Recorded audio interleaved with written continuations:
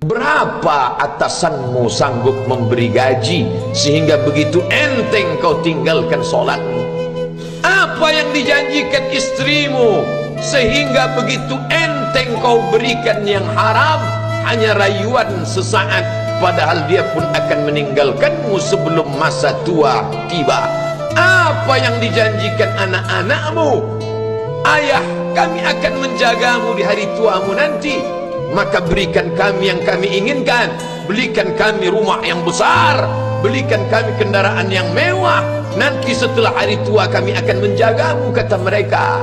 Tapi setelah kita tua, dosa-dosa begitu banyak terkumpul, mereka pun meninggalkan kita di panti jompo yang penuh dengan kesunyian, hening, sepi.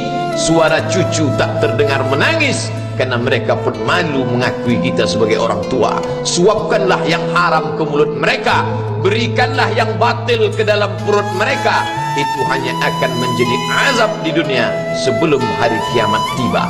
Ishma syi'ta, hiduplah sesuka hatimu. Ishma syi'ta, apa yang mau kau makan, makanlah. Apa yang akan kau bekerjakan, kerjakanlah. Fa innaka mayyit, tapi ingat, kau akan menjadi mayat, kau akan mati. Semua akan diminta pertanggungjawaban di hadapan Allah Subhanahu wa ta'ala.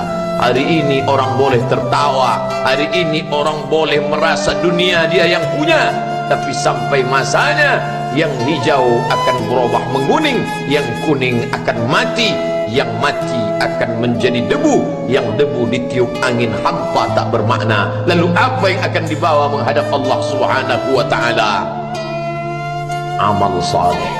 Kalau pernahlah mulut itu membaca sepotong dua potong ayat sebelum berangkat bekerja, kalau sempatlah masuk ke kamar mandi mengambil air wudhu, solat sunat duha sebelum berangkat bekerja, kalau sempatlah ketika duduk dalam suasana santai membuka iPad lalu dibuka Quran digital sambil melihat beberapa ayat merenungkan maknanya mengingat mati, kalau sempatlah mulut mengucapkan subhanallah wa bihamdihi subhanallahil azim, kalau sempatlah anak istri dibawa ke masjid iktikaf mendengarkan pengajian, kalau sempatlah beberapa persen dari pendapatan itu dilimpahkan ke rumah anak yatim panti jompo masjid, kalau sempatlah beberapa meter tanah dibeli untuk pembebasan mendirikan rumah Allah, kalau sempat memberikan beberapa karpet untuk rumah yang selalu ditinggalkan, kalau sempatlah membelikan beberapa kilo beras untuk yatim piatu dan panti jompo, itulah yang akan menolong di hadapan Allah. Adapun rumah besar dengan beberapa semen, dengan beberapa busi yang banyak, semua akan menjadi tinggal kenangan. Mereka akan menjual, membagi-baginya. Tanah yang dulu harganya semeter 100.000 sekarang sudah menjadi 5 juta. Mereka akan bagi-bagi itu semua kepada ahli waris. Lalu kita hanya membawa 3 helai kain tipis yang tidak berjahit, dan itu semua menjadi milik orang. Kalau dulu mereka kita didik dengan pendidikan yang baik, di tengah malam mereka bangun menetes air matanya, lalu dia berdoa, Rabbighfirli wa liwalidayya warhamhuma kama rabbayani shaghira, seperti tetesan embun di tengah gurun Sahara yang panas. Kalau sempatlah mereka berdoa, Allahumma ighfir lahu warhamhu wa'afihi wa'fu anhu, maka mengalirlah air yang sejuk ke tenggorokan yang kering. Kalau sempatlah mereka membeli makanan, diundangnya anak yatim, diusapnya kepala, ya Allah, terimalah sedekahku ini untuk almarhum ayahku, almarhumah bundaku. Aku tak dapat membalas budi baik mereka, ya Allah, mereka sudah mendahului aku.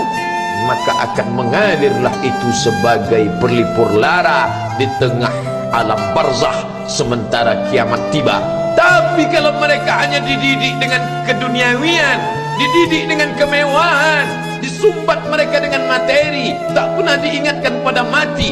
Ketika kita mati, mereka pun juga akan mati perasaan ingatannya. Paling celaka lagi, mereka mengingat kita dengan mengantarkan bunga, mereka mengingat kita dengan pakaian hitam, mereka mengingat kita dengan suara musik.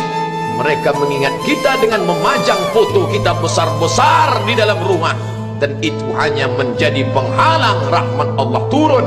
Tidak berkesan sedikit pun. Mereka sedang menyangka kalau dinyanyikanlah lagu kesenangan kita, terobat rindu hatinya. Kalau dipajangnya foto kita, dilingkarkannya karangan bunga, puas rindunya. Padahal itu tidak membuat pengaruh apapun kepada kita di alam barzakh. Maka sayang, buatlah sayang yang mengingatkan sesudah mati. Kalau rindu, buatlah kerinduan yang membuat dia akan tetap mengalir sebagai satu amal sesudah kematian. Idza matal insan, kalau manusia mati, inqata'a. Dulu rajin membaca Quran, berhenti. Dulu rajin salat tahajud, berhenti. Dulu rajin menghatamkan segala yang baik-baik, berhenti. Tapi ada yang tetap mengalir. Di antara yang mengalir itu adalah shadaqatun jariyah. Sempat membelikan beberapa bungkus nasi. Nampak orang tua di panti jompo menyuap nasi itu, menggeletar tangan mereka karena usia lanjut, menetes air mata. Kita bukan sedang melihat orang tua, kita bukan sedang melihat orang lain. Saat itu kita sedang melihat potret diri kita 30 tahun yang akan datang. Di mana aku 30 tahun akan datang? Surga, kenikmatan yang luar biasa, tapi dia tidak akan dimasuki oleh orang yang biasa-biasa. Solat biasa, baca Quran biasa, zikir biasa, untuk mendapatkan yang luar biasa. Maka itu bukan perimbangan ibadah yang fair. Hanya dengan solat wajib biasa, hanya dengan baca Quran biasa, hanya dengan zikir biasa, hanya dengan sedekah biasa, berharap akan masuk ke dalam surga yang luar biasa, maka sungguh bukan suatu perimbangan.